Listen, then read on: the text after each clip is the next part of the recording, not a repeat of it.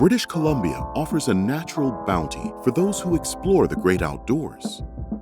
Hunters, hikers, and nature lovers alike can enjoy the plethora of wild edibles that BC has to offer. This documentary will introduce some of the most common and easily identifiable foods that can be found in the region. From berries to mushrooms, British Columbia's foraged foods are a source of nutrition, medicine, and joy that can be experienced by all. Let's take a closer look into British Columbia's wild harvest.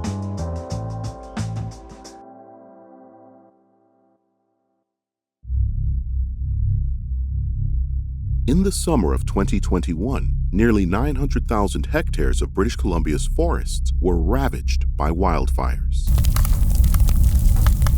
The fires burned out of control for months as firefighters fought tirelessly to contain the blaze.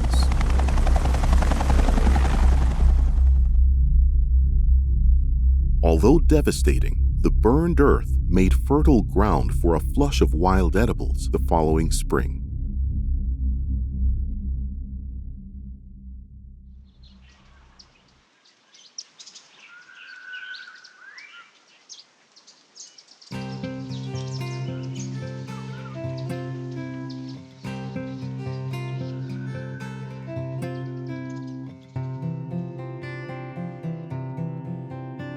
With great anticipation, commercial and recreational foragers alike flock to BC's burn areas in search of a rewarding and profitable harvest of morel mushrooms.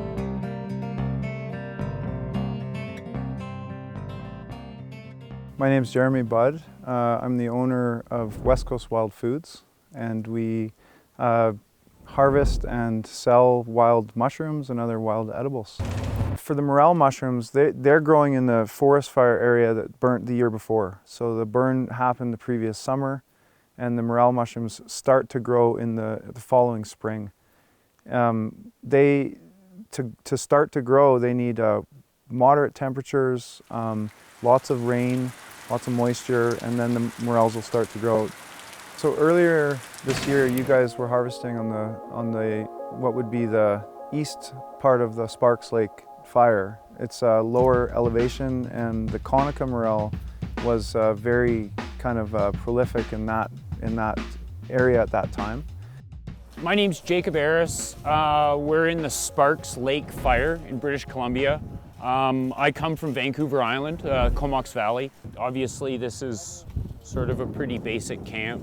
Don't have anything major set up yet, but we'll see how the season passes. Something like 900,000 hectares of burnt land in British Columbia this year. So you don't really have to look for anything.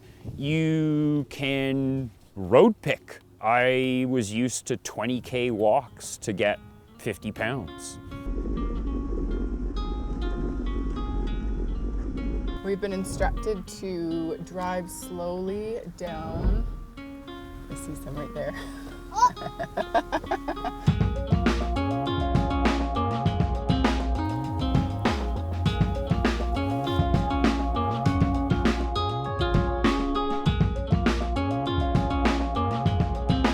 What are the things that are most important when we're finding them? Don't cut your hand off. Don't cut your hand off, yeah. We're also going to try to make sure that we pick the right ones, right? Morels are one of the mushrooms that's most unique and easy to identify. So there's really no other mushroom that looks exactly like a morel mushroom. There are false morels, but when you hold a false morel up to a true morel, the difference is actually significant. It looks more like a brain. So we're going to cut. Yeah, like like the here. one I did right there. But you also want to make sure that you're not bringing the dirt. My practice, as far as I'm concerned, which works for me, is I cut the stem, mainly because I want to leave the dirt ball in the ground because it doesn't get the rest of my mushrooms dirty when I put them in the bucket. So you want to, you always have to keep in mind that what you are handling is a finished food product. There is no processing after. What you pick is what people eat. So if you have bug spray on, makeup, perfume, that's going on the mushrooms, that's gross. So at the same time, if you cut the stem, you're not bringing the dirt inside the bucket, keeps the mushrooms nice and clean, the buyer likes you, he gives you a pop at the end of the day. Where I'm from, we really used to pick mushrooms, like many different kind of them. And yeah, I just heard about there was a pretty crazy harvest of morels in BC. So me and a couple friends, we decided to try it and just buy a plane ticket and yeah, have some fun in the wood together.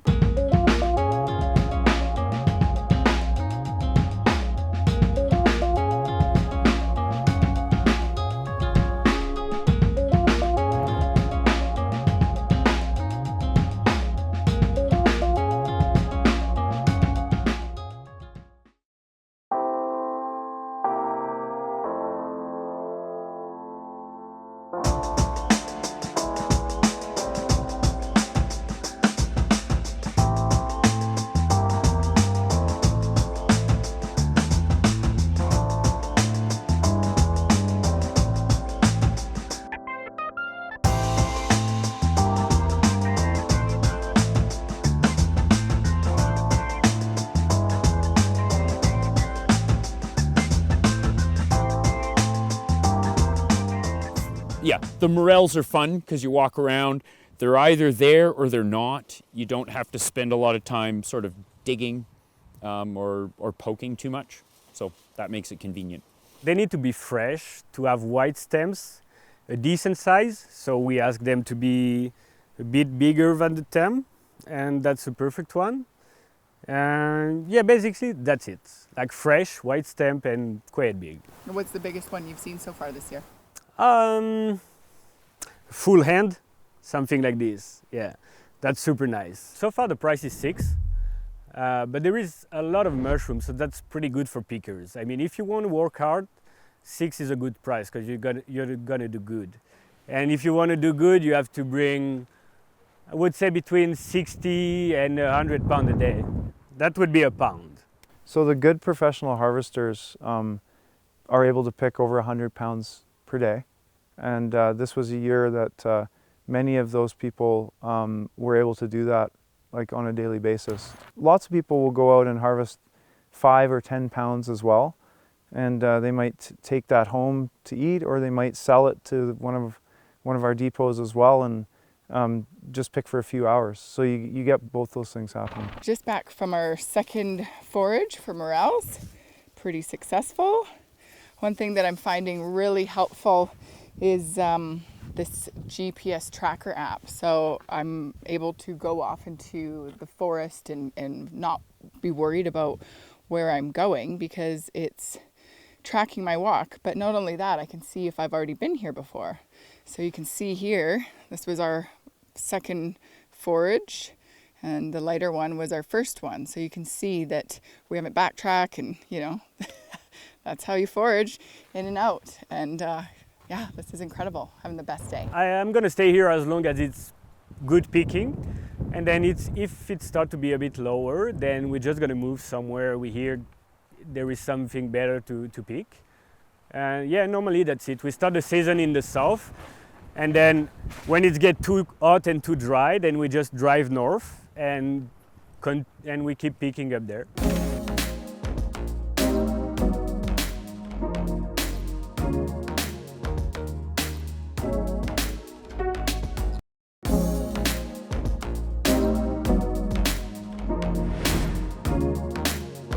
Hey, I'm Sandor, my wife Linda. We do a lot of hunting, fishing, foraging for wild edibles, all the things we can pick a certain time of the season.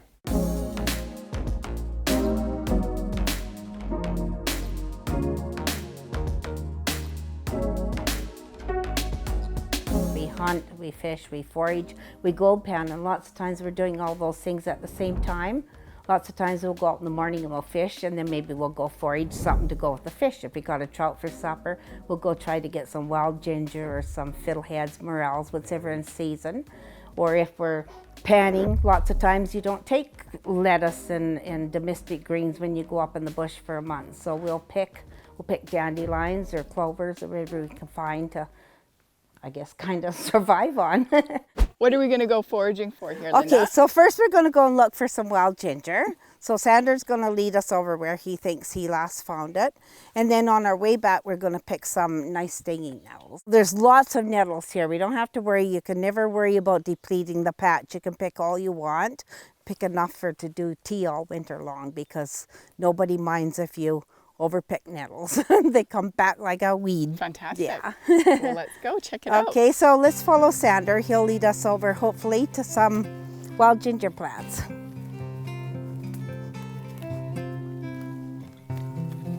And usually at the right time of the year, there would be morels growing in here, but I think our season is already done. See, right now everything is so high. Usually if you're looking for ginger, we'll come a bit earlier and you'll see it more so on the ground, but right now it's all covered in with all kinds of other plants.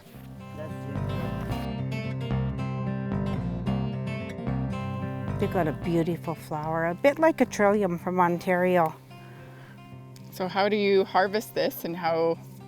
You take the roots and all, the whole thing, and you eat the stems. If you break the root and mash it, just get it a little bit mushy here, and you can smell the gingery taste to it. Wow. Just kind of bruise the leaf and then smell it. Wow, it's so fresh. It gives What a little beautiful bit of smell. fresh ginger smell when you do that, yeah. Wow, that's amazing. And they're a little bit nicer to pick in the spring before they flower. Like usually I wouldn't get them when they're flowering, because if you get them when they're just smaller, I think they're a little bit more potent. Yeah. Well, they put all the energy towards making the flower, right? Making the flowers Yeah. right now, yeah, right. So if you bruise it really well, and let's say you're making a venison sausage or something, you bruise it and then you make it with a honey garlic dressing and put a little bit of the root in with it. It gives it a nice, not like a commercial imported ginger, but a nice milder flavor. And you can dry the root. Sometimes I'll take some pieces of root and dry them. Yeah, it does. Yeah. Very nice flavor. Here we are at the nettles, and they're already ready to flower and go into seed. And as a survival food, these little seeds can be picked and dried and ground into like a flour to make gruel or porridge. But the leaves and the nettles, the stems were used by the native people to make twine and stuff for binding things together. So yeah, this is a really great survival food. These are tea. These can be chopped up, eaten like I steam them. You could eat them like asparagus, especially in a survival situation, right down to the roots. And you don't really need a knife. I just kind of pluck them off towards the bottom. There's so much. There's like the B vitamins, vitamin C, iron, magnesium, calcium, protein, all the good amino acids. You can have it as a tea. You can add it to your soup. You can substitute the spinach in a lasagna with stinging nettle. You can make pesto with it. There's just so much you can do with stinging nettle. It's just endless. Like Sander came from Hungary, where they did a lot of foraging for survival. Food, I don't deny it. And I grew up in Muskoka with grandparents who were self-sufficient. They did everything they ate was hunted or fished or foraged or grew in the backyard. So yeah, I learned to be very self-sufficient. They only went to town a couple times a year, so a lot of the staples in their pantries were things that we foraged. Oh, all the dandelion leaves. Like that is perfect if we were doing a nice Caesar salad for dinner. Like, it's still tender, it's not too big, it doesn't have the milk in it yet. Because when they get much bigger, they start to go bitter, They right? get milky, and they get the stalk here will get a little bit tough to chew and stuff. But if we want it, if we were having Caesar salad, do you want to come back to the house for Caesar salad and look at this? But this is the prime place. Like, it's clean here. There's no road dust. There's no pesticides or anything. But look at that. Beautiful. You know, instead of buying romaine from the store that came from California or who knows where, and pesticides and herbicides and everything, this is like Find your food. perfect. Right? I tell you what makes me mad, if it doesn't sound, the people around here buying all kind of poison to kill dandelion. Sandra and I sit in the deck and we laugh I sometimes just when we get- see them out there. One of the best things is drink wine, coffee, salad, it's all there.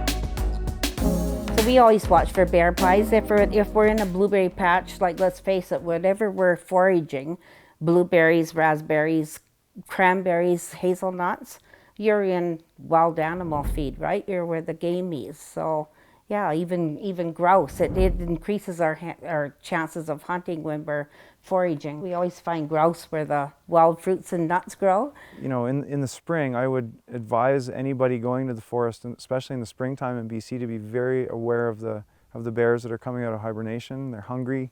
Maybe 5 years ago, I was charged by a grizzly bear. We just barely kind of made it out of that, and it was one of a few experiences like that I've had.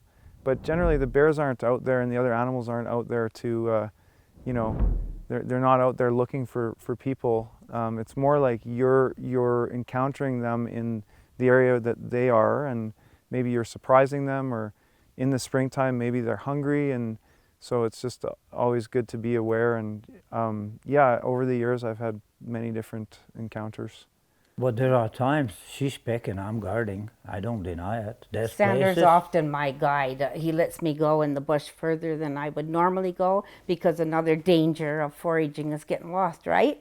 And I'm not good in the bush like Sander. I can go in so far, and like if I don't see the light of the Like trees 10 on the feet from trail, road, you know?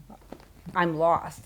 But he's always out at the watching where I'm going and making sure I get back where I came I from. recommend it. Maybe they don't like the government, but gun, a must. I don't care, those little bills, it don't work. Some bears just old and deaf. As a matter of fact, animals get deafer faster than you believe.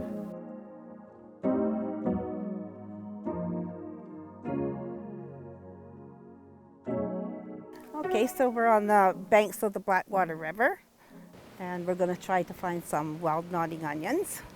They like a sunny, open kind of slope like this, and they spread by the seeds, so when they flower, the wind will blow the seeds, and then they seem to really take off on slopes like this kind of ground. Does it look exactly like this? No, it won't look exactly like that, but they are a flat stem, Okay. like a grass stem. Okay. And they'll be growing closer to the ground. And when we find one, we're going to rub the green stuff and smell it, and then we'll know it's a wild onion.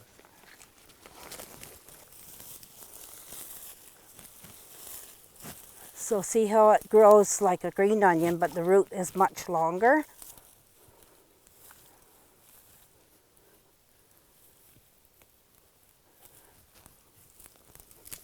Okay, so it's got the same kind of root as your regular green onion that you have in your garden. It doesn't have such a fat bulb on it, but if you pick off the dirt, oh, I broke it. But even a taste, you'll taste the onion taste to it. Mm-hmm. Yeah, some grounds they'll release themselves easier than, like on the gravel bars along the river, they come out very easy, and usually you got more of a bulb there too. There's my first nodding onion. So Grandma would pick wild leeks and pickle them for the winter, maybe do up a dozen jars and just do the bottoms so you have little pickles. Beautiful. I'm sure that vinegar tasted really good too, right? Smells good. This is great on the slope because lots of times this is where all the guidebooks will tell you, look for the nodding onions on sunny open slopes, and this is really nice and sunny and open. And they like that loose soil too. You know what I'm finding really interesting as I'm learning is that once you know what to look for, you start to see them everywhere, like they are everywhere They here. start to pop up more easily to the eye, don't they?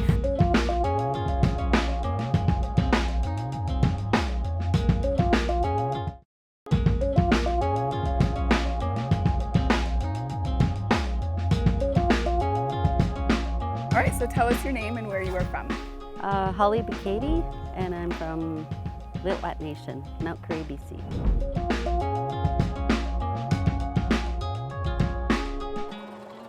It has to be like in a sandy area. Usually like old riverbeds or creeks are really good, or beside them. They kind of grow like mushrooms. So if you see one, chances are there's another one gonna be maybe 8 to 10 feet away. I'm always scanning to see where the next one is. Holly is the local plant knowledge holder of the Lil'wat Nation and an avid forager. She has compiled her knowledge into a field guide that highlights wild edibles that are indigenous to the area. This knowledge has been passed down for generations. So the Entlachman calendar is not a botanist book. It's more for like to teach you how to go and pick. How to pick medicine, how to prepare it, how to ask for the medicine. It'll give the traditional uses and where to pick it, what time of the year to pick it. It'll give you a basic line of when you can pick them, because it does vary.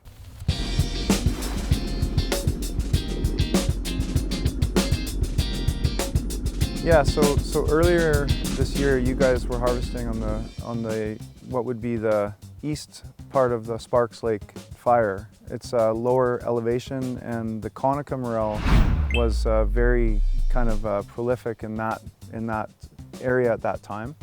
And today what we did is we, instead of going to the east side of the burn, we took another road and headed up into the higher elevation. Because we're looking for the Escalenta morel, the gray and the blonde, which is what grows in the summer. And typically they'd be growing in higher elevation at this time of the year.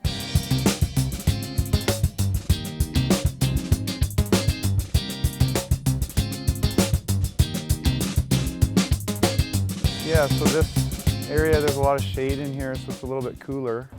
And so if there's any mushrooms growing, this is the type of terrain that they'll be growing in. The ground here would kind of hold the moisture a little bit longer. This is all spruce trees here. And the spruce is, it provides like a needle bed cover and good shade as well. Yeah, Douglas fir. And the Douglas fir actually grows well in like well-drained soil where there's not much ground moisture. So the morel mushroom is like, rarely do you find morels with the fir trees. And there's a mix here of fir and spruce, Engelmann spruce. The spruce is a good tree. Yeah, spruce and the lodgepole pine, which is around as well. When you're on a burn and you see orange cup, then you can kind of be confident that morel mushrooms will come. Oh, there we go. Yeah. Lizzie. Good job, What Lizzie. do we do when we find mushrooms? There we go. That's an old blonde morel right there. I would say like 3 to 4 weeks probably. And they're well past their prime. So we just leave these here when they're at that stage. Yeah, these are cut marks here. So somebody's picked in here recently. See them? Yeah, we could follow along this kind of draw for a while in this nice shady ground with, it's a mix of alder brush, spruce, and there's some pine in here too and a little bit of fir. It's a really good mix of trees. Wild strawberries are always a welcome surprise when foraging. They are a common native berry that can be found all around British Columbia. Wild strawberries inhabit open forests, clearings, fields, and meadows, and are widespread throughout BC. Wow, there's some really big ones up here. They're huge. Holy moly, they're huge. Yeah.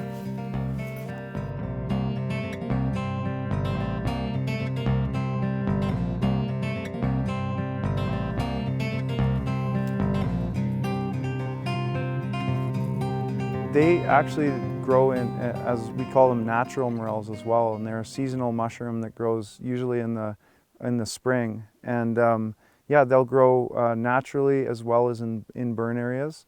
When they grow naturally, typically in British Columbia, you don't see a great number of them, so there's no real commercial harvest for natural morels.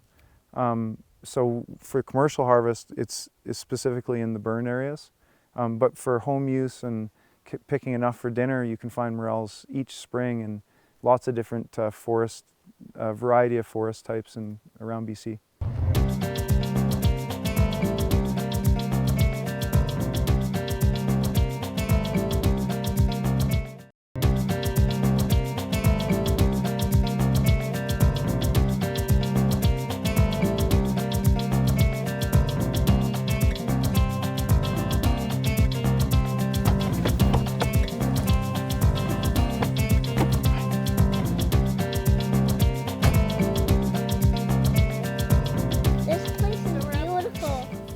So we're up north of Pemberton, and we are going to be picking some blackcaps and Saskatoon berries.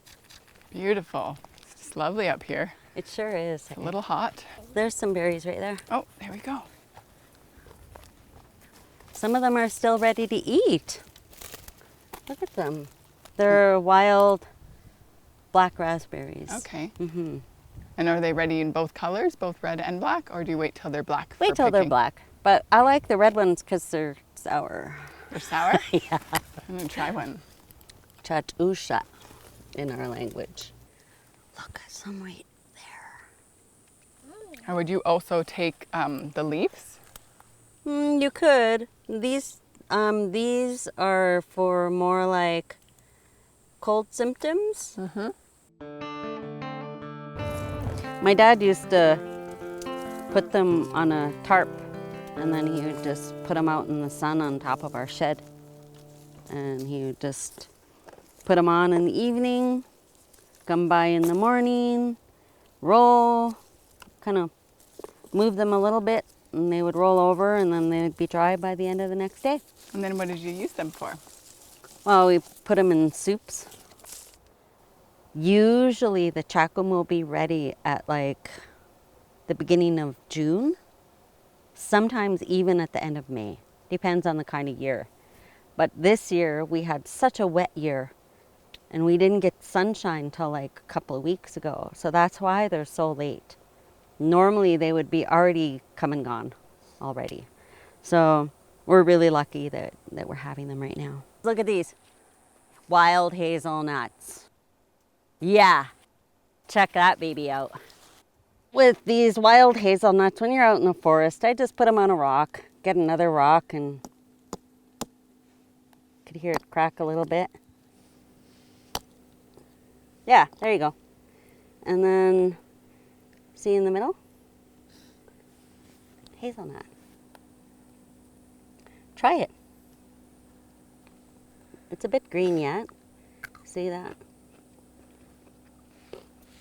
Yeah, you can taste the flavor. It's you can, yeah. Like about 2, maybe 3 more weeks, and it'll be ready. Very cool. They grow all over around here, like everywhere. Yeah, so good. Is that one of your top things to go foraging for? Well, worms like them too. So you got to go and pick them and find places that there's no worms. Foraging was not only our way of life on a daily life, but it was actually, we're preparing for the winter, as the winters are very long and very cold.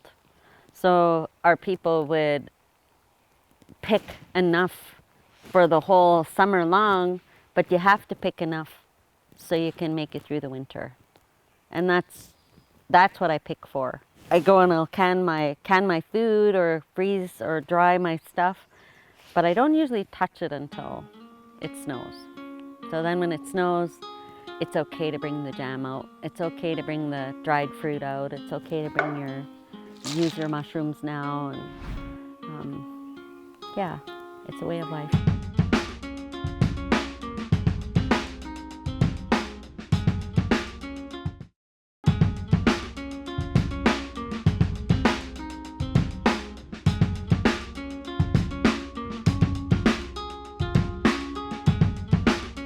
as you get into the summer, the morels will, the season for the morels will end. And then for us, we start to go for like the pine mushrooms and chanterelles, which are the fall mushrooms.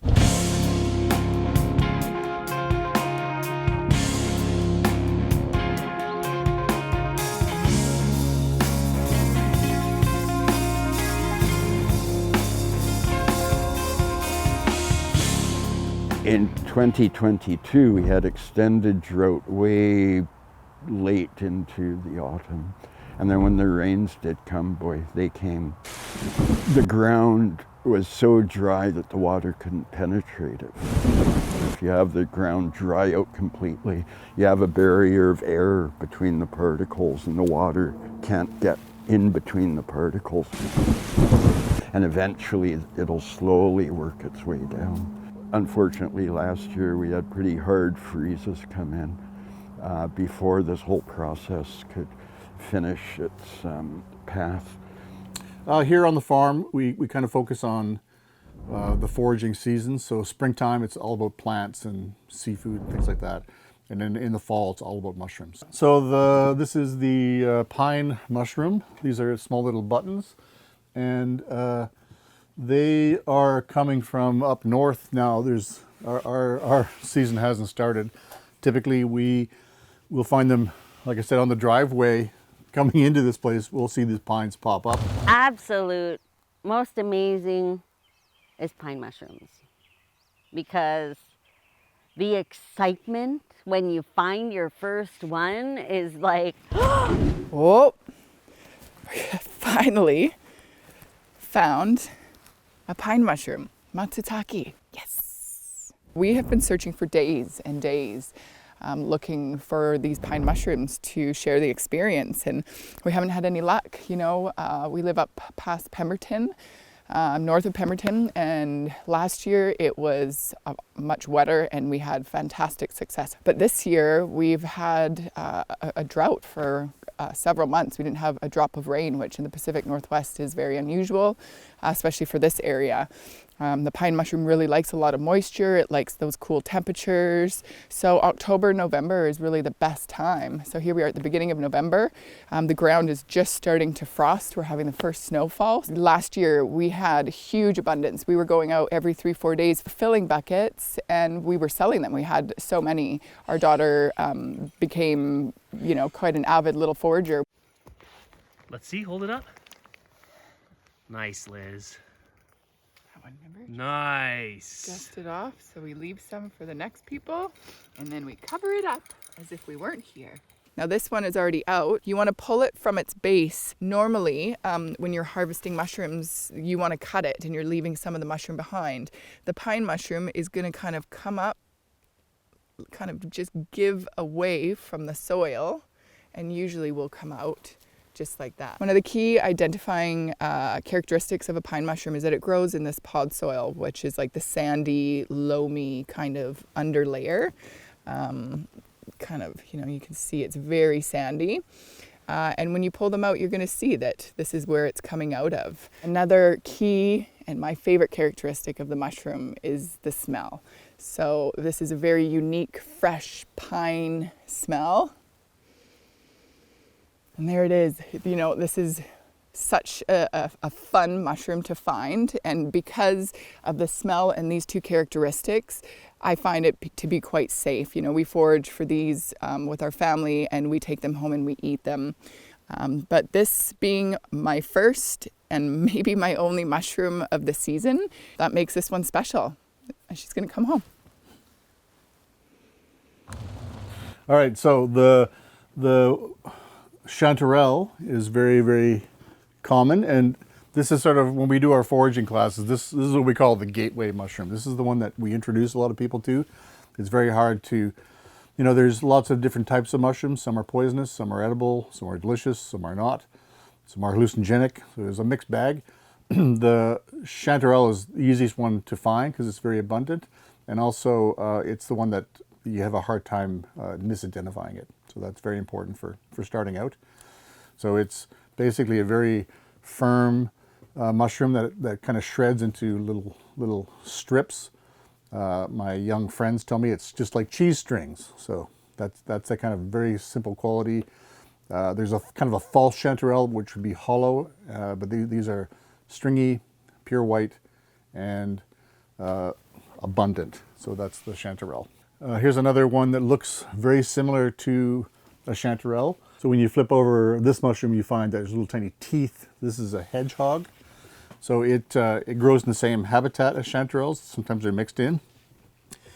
And one very important thing to say about mushrooms is that mushrooms are the fruit of a bigger organism. Okay, mushrooms belong to the fungi, which is a kingdom. Fungi have these filaments that grow out through their environment and exude enzymes into their surroundings and dissolve their food and then take it into the mycelium.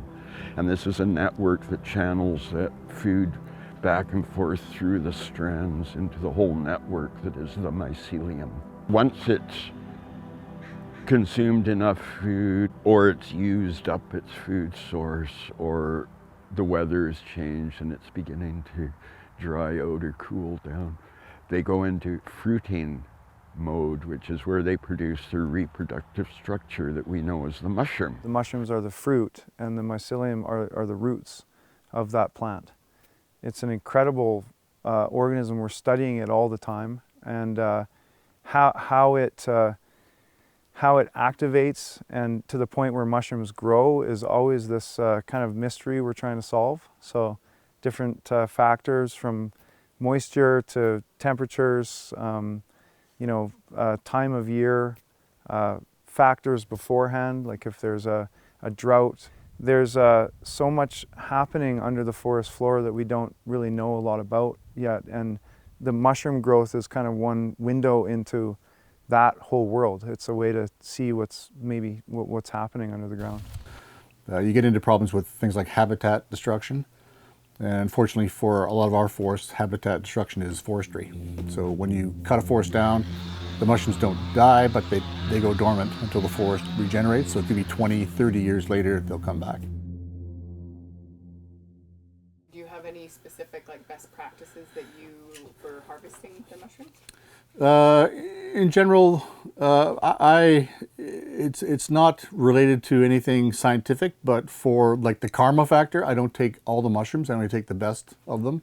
I usually leave the bigger ones. I leave the smaller ones. I'm kind of going for the middle range, and I'm pretty selective about quality. I only want the good ones. And other than that, the biggest crime for mushroom picking is for pine mushrooms and people raking the forest. So the moss is sort of like a protective blanket for the mycelium and mushrooms. And there's some people who kind of rake the moss off the top to see, particularly pine mushrooms, because the pine mushrooms are emerging through the moss. So you're only seeing the hump of the mushroom. We call it a shrump. So a mushroom forcing itself out of the moss, that's where the best ones are found. And the market is driven by the Japanese, who only want the best quality small buttons. So, and that is a lot of it's because of worms. So the bigger the mushroom is, all these ones that are very aromatic and have lots of aroma, they attract insects. So porcini, if you find a big porcini, chances are it's going to be filled with worms. If you find a big pine mushroom, it's going to be filled with worms. So the Japanese figured out that when they're small and encased like that, they're going to have the best chance of being in the best shape. Another key concept of the forest is that there's always a lot of vegetation along the edge of the forest, because that's where the sunlight is coming in, and the trees, the plants are loving it. The more you get into the forest, you see that there's less vegetation. Even here you can see it. So there's not a lot of salal. Here we have salal and Oregon grape. So salal is, these are very dry at this point, but they're still edible, and they kind of have a bit of almost like a huckleberry flavor, but they're very high in antioxidants, so another very helpful thing. Not really much happening these days, but we're standing in the middle of a patch that pretty consistently produces lobster mushroom. So it's a white mushroom that is the host. It's attacked by a parasite. So you would see these mounds all through this area of sort of orange mushrooms sticking up out of the forest floor, and that's the lobster mushroom. But again, if you look at the trees, you're going to find that there is lots of Douglas fir, lots of hemlock, a few pine trees mixed in, and cedar. This typical West Coast forest.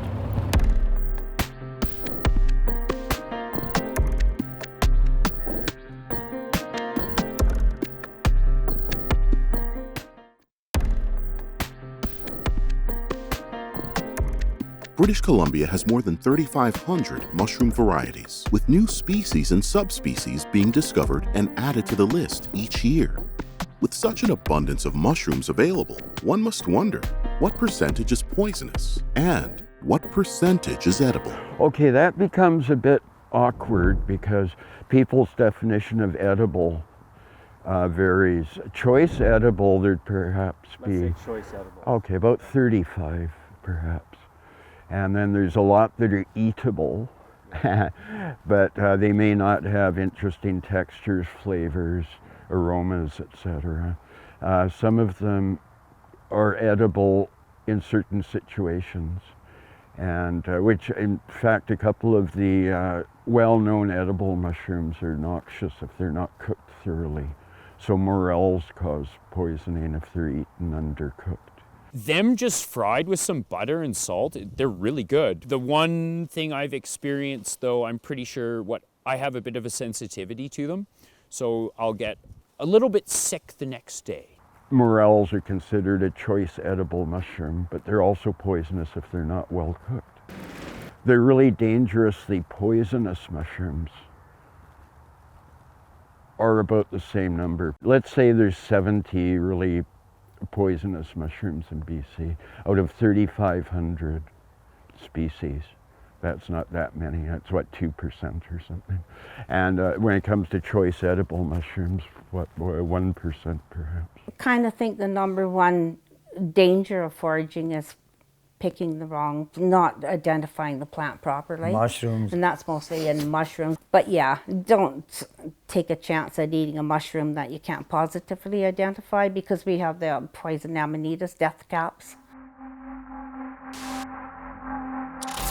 We don't recommend that people experiment on eating wild mushrooms. Though we do appreciate it in the toxicology field because that's how we've learned that a lot of mushrooms are poisonous, but it's at the sacrifice of the public. Yeah. British Columbia is home to vast forests, meadows, and coastlines that are full of wild edible plants just waiting for you to find. With its many benefits, like access to free, fresh nutrition and a chance to get in touch with nature, foraging is the perfect way to take a time out and enjoy something totally different. Whether you're looking for guidance or planning your own expedition, there are plenty of guidebooks available to help you make the most out of your foraging journey. Inspire your next adventure and learn how to forage your own wild harvest.